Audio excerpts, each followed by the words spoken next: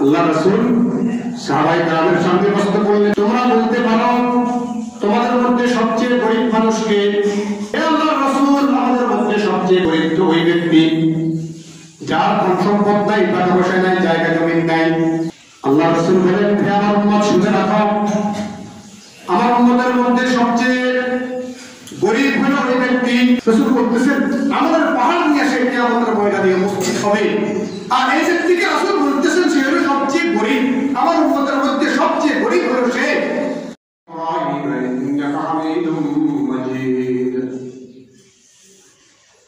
اللهم بارك على محمد وعلى آل محمد كما باركت على إبراهيم وعلى آل إبراهيم إنك حميد مجيد.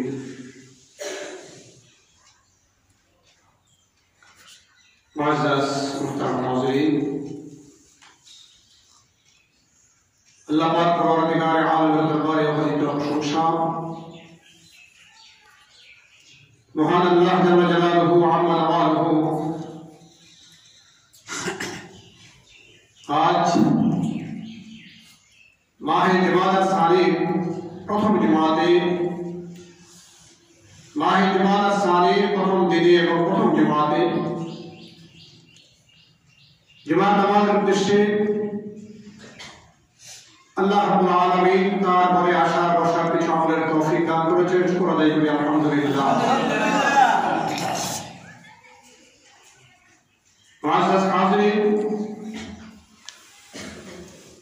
কোরআন কারীম থেকে ছোট লেখানো আয়াতের অংশ বিশেষ তেলাওয়াত করা হয়েছে। রাসূল কারীম সাল্লাল্লাহু আলাইহি ওয়াসাল্লামের অসংখ্য হাদিস থেকে সহিহ মুসলিম শরীফের ছোট একখানা হাদিসের অংশ বিশেষ তেলাওয়াত করা হয়েছে। তেলাওয়াতকৃত আয়াত কারিমা এবং হাদিসের আলোকে যদি আল্লাহ তাআলার তৌফিক শামিল হয়, অতি সংক্ষেপে কয়েকটি কথাবার্তা আলোচনা হবে। মোহতারাম হাজিরিন, গত কয়েক জুমা থেকে আমরা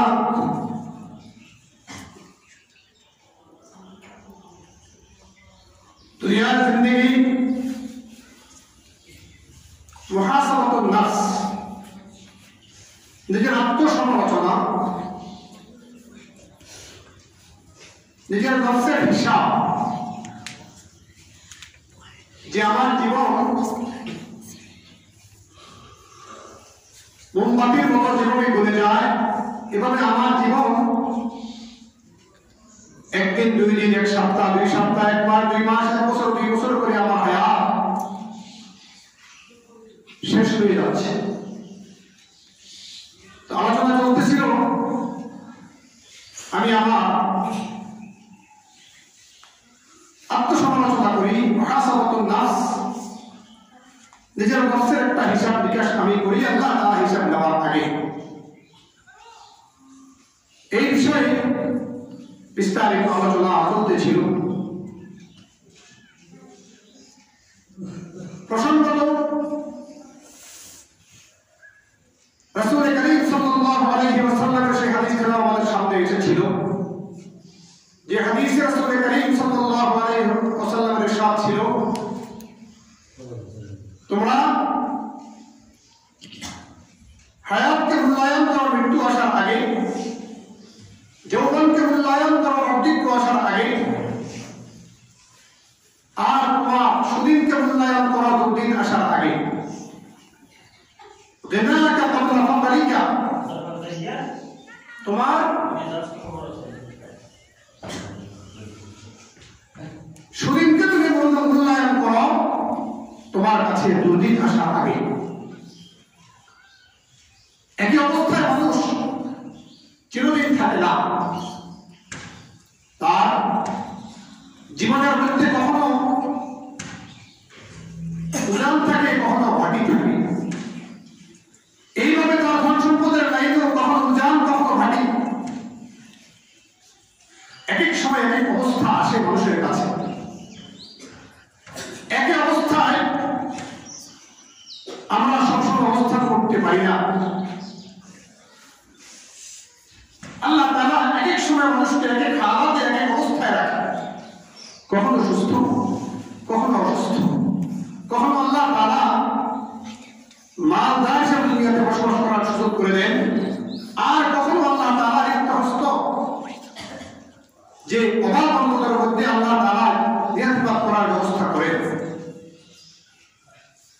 তাহলে জীবনের যে অবস্থাগুলি, এই অবস্থাগুলি থেকে আমাকে একটু শিক্ষা গ্রহণ করা দরকার যে আমি আজকে শিশু, কালকে কিশোর, আরেক সময় আমি যুবক, আরেক সময় আমি বুড়ো। সুতরাং আমার জীবনের যে ওজন ভাটি আছে, এক এক সময় এক এক অবস্থায় আমার জীবনের গতি চলছে। সুতরাং আমাকে হিসাব কিতাব করে দুনিয়াতে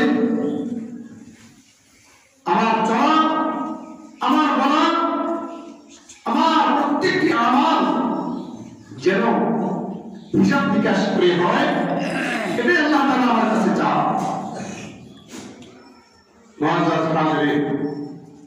কথা বলা চলতেছিল যে আল্লাহ তাআলা কিয়ামতের ময়দানে জিজ্ঞাসা করবেন যে তোমার যে সম্পদ, যে সম্পদের তুমি মালিক হয়েছিলে, এই সম্পদের মালিক হওয়ার উৎস কি এবং এর খরচের খাতগুলি কি? আল্লাহ তাআলা কোরআনুল কারীমে প্রভুকুলের ভাব, বান্দার হক, আল্লাহর হক, এই বিষয়ে কোরআনুল কারীমে আলোচনা আছে, হাদিস পাকে আলোচনা আছে। সাহাবী বলেন যে আমি রাসূল করিম সাল্লাল্লাহু আলাইহি ওয়াসাল্লামের সাথে চলতেছিলাম। রাসূল করিম সাল্লাল্লাহু আলাইহি ওয়াসাল্লাম আমাকে জিজ্ঞাসা করলেন যে তুমি কি জানো আল্লাহর উপরে বান্দার কি হক রয়েছে আর বান্দার উপরে আল্লাহর কি হক রয়েছে? ওই সাহাবী উত্তর করলেন, আল্লাহ এবং তার রাসূলই ভালো জানেন। আল্লাহ এবং তার রাসূলই ভালো জানেন। রাসূল করিম সাল্লাল্লাহু আলাইহি ওয়াসাল্লাম তখন বললেন, শুনে রাখো,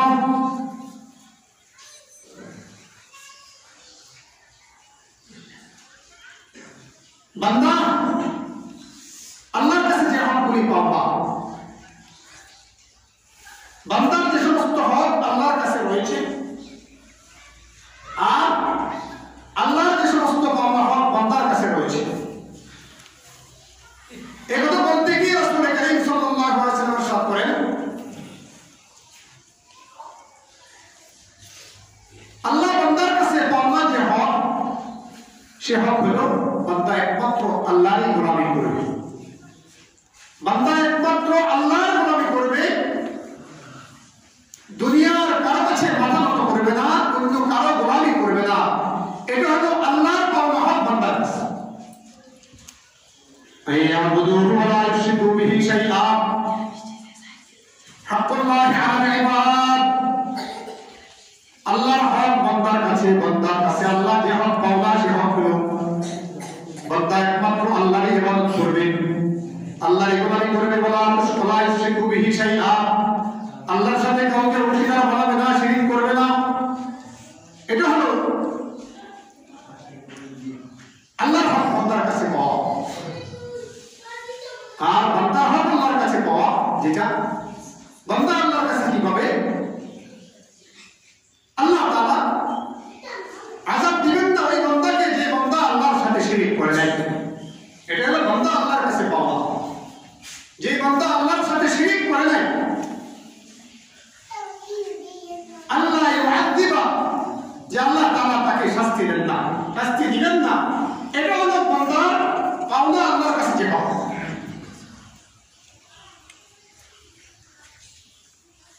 হুকুকুল ইবাদ, হুকুকুল্লাহ, কিয়ামতের আদালতে, আল্লাহ তাআলার আদালতে তিন বিষয়ে মামলা হবে। তিনটা বিষয়ে মামলা হবে আল্লাহ তাআলার আদালতে। নম্বর হল শিরক। শিরক সম্পর্কে আল্লাহ দরবারে মামলা হবে যে ব্যক্তি মৃত্যুবরণ করল শিরক অবস্থায়, মুশরিক অবস্থায়, তওবা না করে যে মৃত্যুবরণ করলো, এক প্রকারের মামলা আল্লাহর কাছে দায়ের করা হবে, যে মামলার কোনো ক্ষমা নেই। যে ব্যক্তি মৃত্যুবরণ করলো মুশরিক অবস্থায়, আল্লাহর সাথে শিরক করা অবস্থায়, তওবা তার নসিব হলো না, বিনা তওবায় মুশরিক অবস্থায়, শিরক করা অবস্থায় সে মৃত্যুবরণ করলো, এটা হলো প্রথম নম্বরের মামলা। এটা ক্ষমাযোগ্য অপরাধ, এটার কোনো ক্ষমা নেই। আরেক প্রকারের মামলা হবে যে মামলার বাদী হবেন স্বয়ং আল্লাহ, আল্লাহ মামলার বাদী। আরেক মামলার বাদী বান্দা। দুই নম্বর যে মামলার বাদী হবেন স্বয়ং আল্লাহ, এটা হলো আল্লাহ সম্পর্কিত। আল্লাহ তাআলার যে সমস্ত হুকুম আহকামগুলি বান্দার উপরে আল্লাহ তাআলা ন্যস্ত করেছেন, এই বিষয়ে আল্লাহ তাআলা জিজ্ঞাসা করবেন বান্দাকে। আল্লাহ তাআলা নামাজ ফরজ করেছেন, রোজা ফরজ করেছেন, হজ যাকাত আল্লাহ তাআলা ফরজ করেছেন।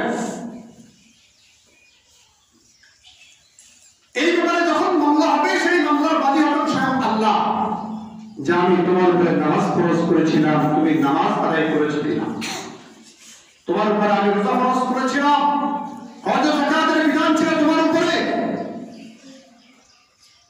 নেক আমালের বিধান ছিল তোমার উপরে, এইগুলি তুমি কতটুকু পালন করলে। আল্লাহ তাআলা নিজে বাদী, যেই মামলার বাদী আল্লাহ নিজে। আল্লাহ তাআলার এখতিয়ার আছে, বান্দা নামাজ পড়ে নাই, রোজা রাখে নাই, হজ যাকাত আদায় করে নাই, আল্লাহর হুকুম পালন করে নাই, আল্লাহ তাআলার এখতিয়ার আছে। আল্লাহ ইচ্ছা করলে তাকে আযাব দিতে পারেন, ইচ্ছা করলে আল্লাহ তাকে ক্ষমা করে দিতে পারেন। এই মামলার বাদী কে? আল্লাহ। নাম্বার 3, যেই মামলার বাদী হলেন বান্দা। বান্দা যখন মামলার বাদী হবে, কোন বান্দা মামলার বাদী, দুনিয়াতে যেরকম আমরা বাদী বিবাদী দেখি, বান্দা মামলার বাদী হবে আরেক বান্দার সাথে, যে আল্লাহ দুনিয়ার সহায় সম্পদ নিয়া, কি ভাই, দুনিয়ার জায়গা সম্পদ নিয়া, দুনিয়ার টাকা পয়সা নিয়া, দুনিয়ার মান সম্মান নিয়া, দুনিয়ার ব্যক্তিত্ব কর্তৃত্ব নিয়া, আজকে যে খেলা চলছে দুনিয়াতে, আরেকজনের সম্পদ কিভাবে জবরদখল করা যায়, আরেকজনের জমি কিভাবে দলিল করে দেওয়া যায়, জাল দলিল দিয়া আরেকজনের সম্পদ আত্মসাৎ করা যায়, হুকুকুল ইবাদের সাথে সম্পর্ক, বান্দার হকের সাথে সম্পর্ক। আল্লাহ তাআলা বলেন, এই ব্যাপারে আমিও ক্ষমা করার কেউ না, যতক্ষণ পর্যন্ত আমার ওই বান্দা তাকে ক্ষমা না করে। বান্দা যতক্ষণ ক্ষমা না করবে বান্দার হক, ততক্ষণ পর্যন্ত আল্লাহ তার হক আল্লাহ ক্ষমা করবেন না, আল্লাহ ক্ষমা করার কেউ নন। সেখানে অবস্থায় আল্লাহ বলেন যে আমি ক্ষমা করবো না যতক্ষণ পর্যন্ত আমার বান্দা তাকে আমাকে ক্ষমা না করে দেবে।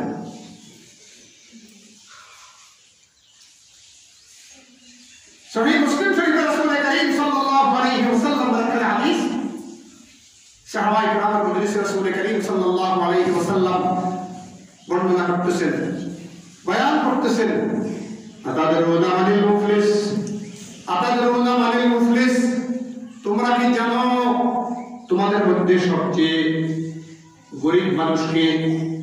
গরিব কে?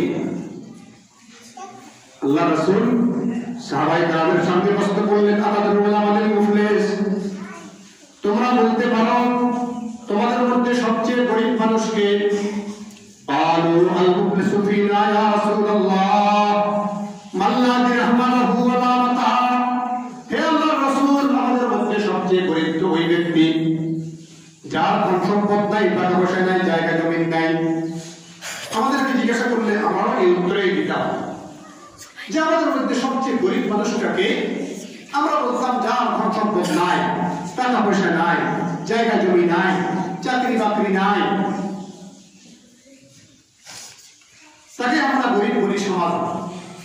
মাল্লা দিরহাম লাহু ওয়ালা মাতা فقال رسول الله صلى الله عليه وسلم المفلس من أمتي المفلس من أمتي من يأتي يوم القيامة بصلاة وصيام وزكاة ويأتي قد شتم هذا وقذف هذا وأكل مال هذا وسفك دم هذا আল্লাহ রাসূল বলেন, হে আমার উম্মত শুনে রাখো, আমার উম্মতের মধ্যে সবচেয়ে গরিব হলো ওই ব্যক্তি মাইয়াতি ইয়াউমাল কিয়ামাতি বিসসালাতিন ওয়া সিয়ামিন ওয়া যাকাত, যে কাল কিয়ামতের ময়দানে উপস্থিত হবে, যে কাল কিয়ামতের ময়দানে উপস্থিত হবে বিসসালাতিন নামাজের আমল নিয়া, ওয়া সিয়ামিন ওয়া যাকাতিন রোজার আমল নিয়া, যাকাতের আমল নিয়া, দান সদকার আমল নিয়া, অর্থাৎ আমলের পাহাড় নিয়া, নেক আমলের পাহাড় নিয়া, পাহাড় সম আমল নিয়া সে কিয়ামতের ময়দানে উপস্থিত হবে। কি ভাই রাসূল বলতেছেন আমলের পাহাড় নিয়া সে কিয়ামতের ময়দানে উপস্থিত হবে। আর এই ব্যক্তিকে রাসূল বলতেছেন সে হলো সবচেয়ে গরিব, আমার উম্মতের মধ্যে সবচেয়ে গরিব হলো সে। সাহাবায়ে কেরামের কৌতূহলে রাসূলুল্লাহ এত আমল নিয়ে যে ব্যক্তি কিয়ামতের ময়দানে উঠবে সে আবার গরিব হয় কি করে? সে গরিব হয় কি করে? আল্লাহ রাসূল বললেন আমল নিয়ে তো সে উঠবে কিয়ামতের ময়দানে, সে আমলের পাহাড় নিয়ে উঠবে। রোজার আমল আছে তার কাছে, নামাজের আমল আছে, দান সদকার আমল আছে, যাকাতের আমল আছে, কুরআন তেলাওয়াতের আমল আছে, আমলের কোনো অভাব তার কাছে নাই। কিন্তু তার পিছনে একদল পাওনাদার থাকে, পাওনাদারের একটা বিরাট জামাত তার পিছনে লাইন সারিবদ্ধভাবে দাঁড়িয়ে থাকবে। পাওনাদার তারা এক ব্যক্তির কাছে পাওনাদার, ওয়ায়াতি কদ শাতামা হাযা, মাওলানা পাকের দরবারে তারা মামলা দায়ের করবে। ওই যে মামলার বাদী বান্দা, মনে আছে তো কথা? হ্যাঁ,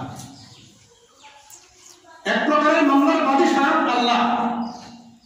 আল্লাহ যে মামলার বাদী, আল্লাহ ইচ্ছা করলে নিজের হাতের ব্যাপারে আল্লাহ ক্ষমা করে দিতে পারেন, আল্লাহ আযাবও দিতে পারেন। আর যেই মামলার বাদী হবে বান্দা, সেই মামলার ব্যাপারে আল্লাহ বলেন যে আমার এখানে চলে, আমার বান্দা যতক্ষণ তোমাকে ক্ষমা না করবে ততক্ষণ পর্যন্ত আমি তোমাকে ক্ষমা করতে পারবো।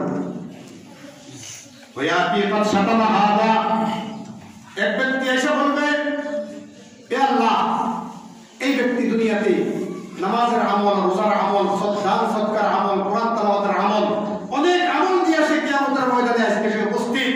আজকে তো সে পার পেয়ে যাবে, জান্নাতে চলে যাবে তার আমল নিয়া, কিন্তু আমরা তো তার কাছে কিছু পাওনা আছে। দুনিয়াতে তার বিত্ত বৈভবের কারণে, তার ক্ষমতার কারণে, তার শক্তির কারণে তার কাছে সেই পাওনা অর্জন করতে পারেনি। প্রথম নম্বর এক ব্যক্তি এসে বলবে, হে আল্লাহ এই ব্যক্তি তো তার আমল নিয়ে জান্নাতে চলে যাবে, কিন্তু আমি তার কাছে পাওনাদার। কি পাওনা? এই বেচারা দুনিয়াতে আমাকে গালি দিছিল। কি দিছে? কি ভাই গালির হিসাব কিতাব আছে, গালির কোনো হিসাব আছে। প্রথম নম্বর বাদীর মামলা হলো গালি। আমাকে গালিগালাজ করছে, খারাপ ভাষা ব্যবহার করছে আমার সাথে।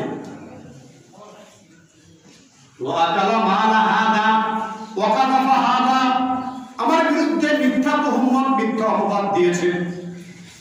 এসে বলবে আল্লাহ মিথ্যা তহমত দিছে আমার দুনিয়াতে কিছু করতে পারি নাই, তার শক্তির কারণে, তার সামর্থ্যের কারণে, তার ক্ষমতার কারণে, তার মৃত্যু হইব, তার অর্থের কারণে আমি তার প্রতিবাদ করতে পারি নাই, প্রতিশোধ দিতে পারি নাই। আল্লাহ আজকে তোমার কাছে বিচার দিলাম, আমি এর বিচার চাই। তাই প্রথম ব্যক্তি হলো কার সাথে মহাদা, যাকে গালি দেওয়া হয়েছে, তার বংশ নিয়া মা বাবা নিয়া গালি গালাজ করা হয়েছে। ওয়াকাদাবাহাদা, মিথ্যা তহমত দেওয়া হয়েছে, অপবাদ দেওয়া হয়েছে তার বিরুদ্ধে। ওয়াকালাবাহাদা, তার সম্পদ, তার মাল দখল করছে অন্যায়ভাবে। আরেকজনের জমি নিজের নামে দলিল করছে। কি ভাই, এরকম জাল দলিল আছে না নাই? কোন সমাজে আছে? অভাব নেই। ওয়াকালাবাহাদা, পাওনা পয়সা বলবে আল্লাহ আমার সম্পদ নিয়ে গেছে, আমার সম্পদ নিয়ে গেছে জোর করে, নিজের নামে দলিল করছে। পাওনাদার, এরা পাওনাদার। ওয়াকালাবাহাদা,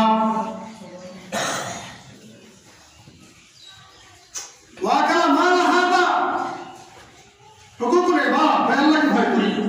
হুকুকুল ইবাদের ব্যাপারে আল্লাহকে ভয় করি। হুকুকুল ইবাদের সম্পর্ক শুধু দুনিয়া সম্পদের সাথে নয়, টাকা পয়সার সাথে নয়, মান সম্মানের সাথে। কি বলেন? একজনকে গালি দিয়ে হাও করলেন, আপনি গালি দিয়া একজনকে গালি দিয়ে হাও করলেন, তার সম্মানের পরে আঘাত করলেন না? কি করা হয়েছে কিনা? কথা বুঝেন না, লাগে কথা বুঝেন না। একজনকে আমি গালি দিলাম, গালি দেওয়াটা মানি তার ইজ্জতের উপরে আঘাত করা। বড় বড় নেতারা দেখেন না, ব্যাপার দিকে দেখে ওই দিনকে টাকার দিয়ে মেয়রের লাগলে ঝগড়া একটা বিরুদ্ধে মানহানির মামলা করবে, একজনের আরেকজনের বিরুদ্ধে 10 কোটি টাকার মানহানির মামলা। আমার 10 কোটি টাকার ইজ্জত নষ্ট করছে, তাহলে ইজ্জত বাজার কাছে কিনা ওই সেরকম 10 কোটি টাকার আমার ইজ্জত নষ্ট করছে, মানহানির মামলা করে, 20 কোটি টাকার মানহানির মামলা করে। বড় বড় নেতার কাছে এগুলো আছে দেখবেন। কারণ আমি একটু অপবাদ দিলে কয় যে আমার 50 কোটি টাকার মানহানি মামলা করবো আমি তার বিরুদ্ধে। তাই এই যে গালিগালাজ, মিথ্যা অপবাদ, এগুলোর কি জবাবদিহিতা আছে কি নাই? যে গালিগালাজকে আমরা কিছুই মনে করি না। কাদ সাতামাহাদা ওয়াকালামাহাদা ওয়াসাফাকা দামাহাদা, আরেকজন পাওনাদার এসে বলবে আল্লাহ এই ব্যক্তি অন্যায়ভাবে আমার উপরে আঘাত করেছে, আমার রক্ত প্রবাহিত করেছে, আমাকে খুন করেছে।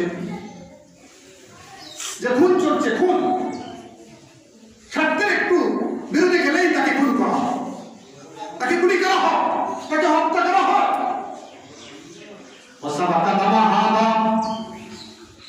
এইভাবে পাওনাদার একের পর এক পাওনাদার তার পিছনে লাইন ধরে দাঁড়িয়ে থাকবে। পাওনাদার, সম্পদের পাওনাদার, যারা দলিল করছে, বোনের সম্পদ নষ্ট করছে, দাদার পক্ষ থেকে কুকুর সম্পদ নষ্ট করছে, আত্মসাৎ করছে, এই পাওনাদার গুলি কিয়ামতের ময়দানে আল্লাহর দরবারে বাদী হবে। তারা মামলা দায়ের করবে, তারা বাদী। আর বিবাদী হলো ওই যারা এগুলা জুলুম করছে, জুলুম করে যারা এগুলা রক্ষণ করছে, তারা হবে বিবাদী।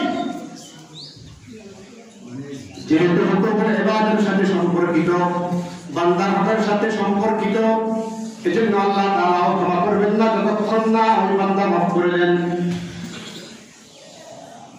ভাই একটু চিন্তা করি, বুঝি যে ক্ষণস্থায়ী জীবনের জন্য যে অন্যায়ভাবে জুলুম করে আরেকজনের মাথায় পাড়ি দিয়া আরেকজনের উপরে জুলুম করে যে আমি তা করতেছি, কালকে আমাদের কার জন্য করছি? আরে করতেছি কার জন্য? যাদের জন্য করতেছি এরাও কালকে আমাদের ময়দানে আমার কোনো কাজে আসবে না, এরা হবে আমার শত্রু, এরা হবে আমার দুশমন। তো আমি কার জন্য করতেছি? আগে একটু চিন্তা করলেই তো হয় আমি কার জন্য করতেছি।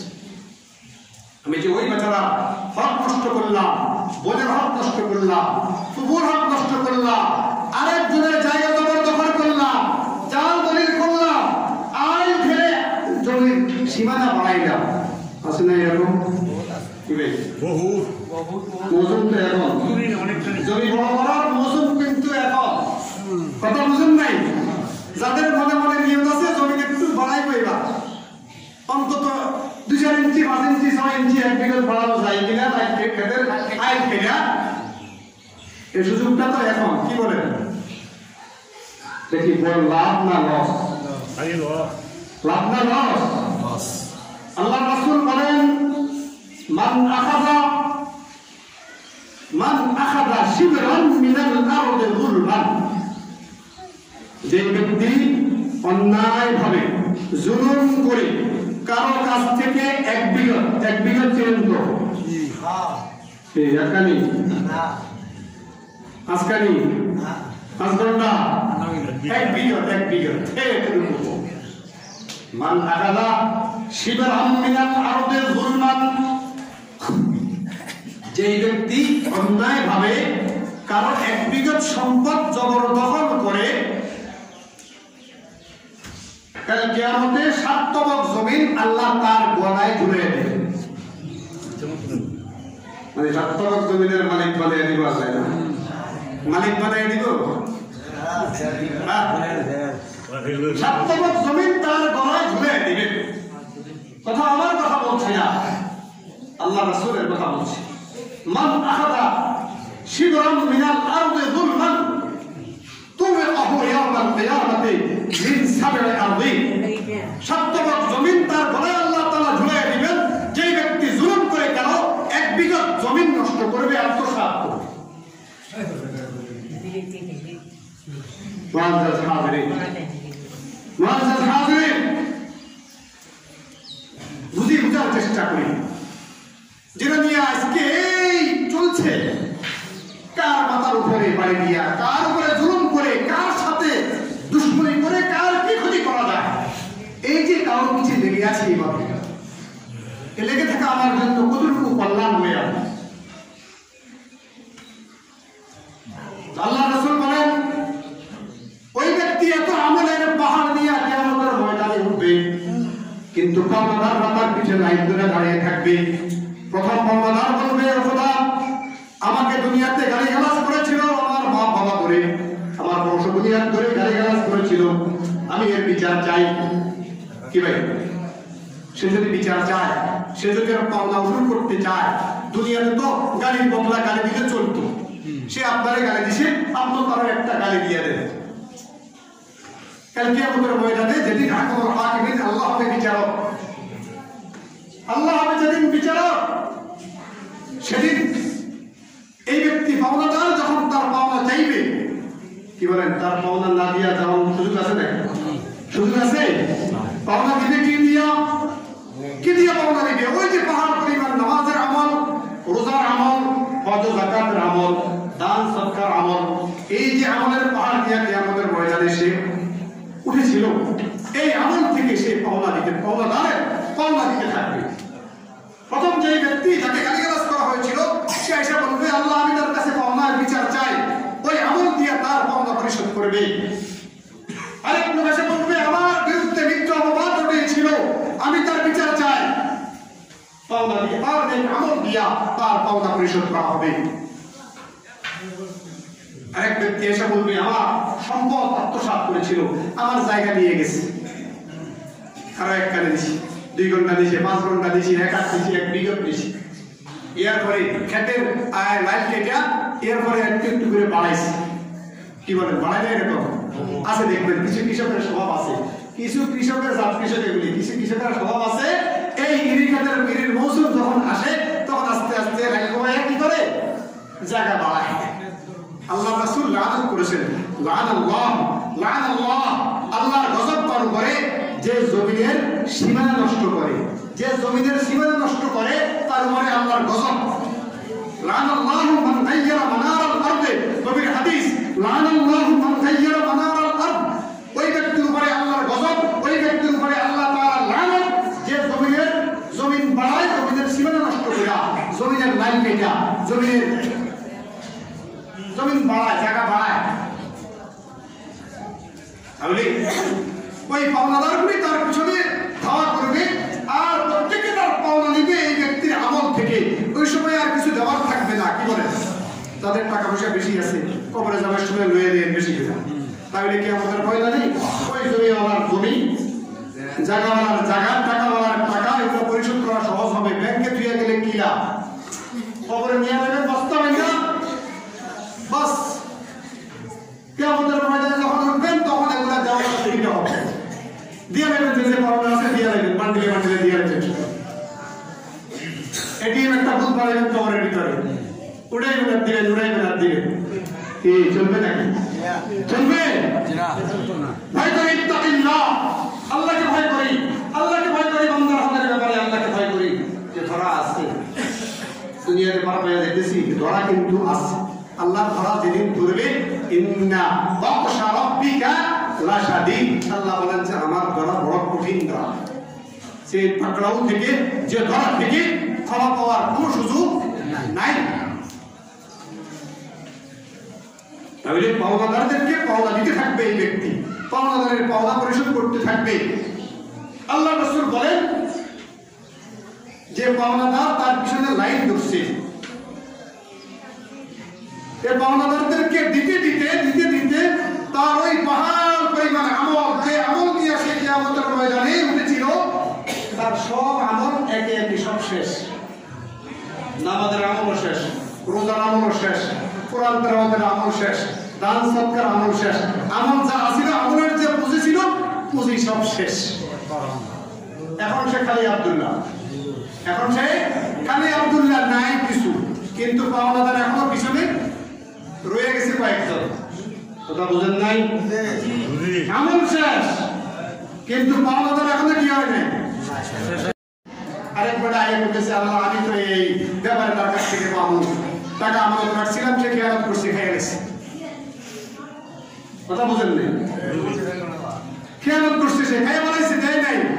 এখন এগুলি দেখবো তার ভান্ডে তো আর কিছু নাই, বস্তা তো খালি। বস্তা কি খালি? আল্লাহ রাসূল বলেন তখন বাকি যে পাওনাদার আছে, বাকি যে পাওনাদার গুলো আছে, ওই পাওনাদারদের অপরাধগুলি, তাদের গুনাহ খাতাগুলি সবগুলি একসাথে করে এই ব্যক্তির মাথার উপরে দিয়া তাকে জাহান্নামে নিক্ষেপ করা হবে। নাউযুবিল্লাহ। এলে কার জন্য করতেছি? কার জন্য করতেছি? একটু ভয় ভীতি রাখি, আল্লাহকে ভয় করি। যে কার জন্য? অল্প কয়েকদিনের জীবনের জন্য এত হালালকে হারাম, হারামকে হালাল, এত কিছু করতে হবে কেন আমার? এত দাবি করতে হবে কেন আমার? আল্লাহর ভয় যদি থাকে, আল্লাহর ভয় যদি থাকে, তাহলে এমনি করতে পারি না। আল্লাহর হকের ব্যাপারে আল্লাহ তাআলা বলছেন, আমার হক, আমার বান্দা নামাজ পড়ে নাই, আমার বান্দা রোজা রাখে নাই, তার উপরে হজ যাকাত ফরজ ছিল করে নাই, এটা আমি বাদী। কি বাদী যদি মাফ করে দেয় বিবাদী, দুনিয়াতে তো আছে, আসলে এরকম মানুষের হিসাব মিট করে ফেলে না, বাদী মাফ করে দিচ্ছে বিবাদীকে, খাইছে মাফ করে দিলাম। আল্লাহর হকের ব্যাপারে আল্লাহ বলেন যে আমি যেই হকের ব্যাপারে, আমি খোদা নিজে যে হকের ব্যাপারে বাদী, আমার হক আছে, আমি ইচ্ছা করলে তাকে ক্ষমা করে দিতে পারি, আমি তাকে আযাবও দিতে পারি। কিন্তু আমার বান্দার হক যদি থাকে, এই ব্যাপারে আল্লাহ বলেন যে আমার কিছু করণীয় নাই, যতক্ষণ পর্যন্ত আমার ওই বান্দাটাকে ক্ষমা না করবে। এই বান্দা থেকে ক্ষমা নিয়ে নিল, কিন্তু মরার আগে জানাজা সামনে রেখে মাফ না। জানাজা যখন সামনে আসে, আর যখন সামনে আসে তখন মাফ চায়, মাফ করে দিয়ে। মাফটা তো আগে যাওয়া দরকার ছিল, আগেই জীবদ্দশায় আমি তোমার হক নষ্ট করেছি, আত্মসাৎ করেছি, তোমার উপরে জুলুম করেছি, এই জুলুমের ক্ষমা আমাকে করে দাও দুনিয়াতে, নচেত উপায় নাই, উপায় নাই আমার। জুমার দিন আলোচনা, এই বিষয়ে আলোচনা অনেক লম্বা, অনেক লম্বা আলোচনা, অতি অল্প সময়ে এই বিষয়গুলো আলোচনা শেষ করা সম্ভব নয়। সুতরাং যে অল্প কয়েকটি কথাবার্তা আলোচনা হয়েছে, আল্লাহ তাআলা সকলকে আমল করার তৌফিক দেন। আল্লাহকে ভয় করি, ইত্তাকিল্লাহ হাইথুমা কুনতা, যেখানেই থাকি আল্লাহকে ভয় করি। আমি কোনো কিছু করার আগে চিন্তা করি, এই কাজটা আমার জন্য ভালো হবে তো খারাপ, চিন্তা করি। চিন্তা করলি বাস সব হয়ে যাবে। আল্লাহ তাআলা সকলকে আমল করার তৌফিক দান করেন। ওয়া আখিরু দাওয়ানা আলহামদুলিল্লাহি রাব্বিল আলামিন। যারা সুন্দর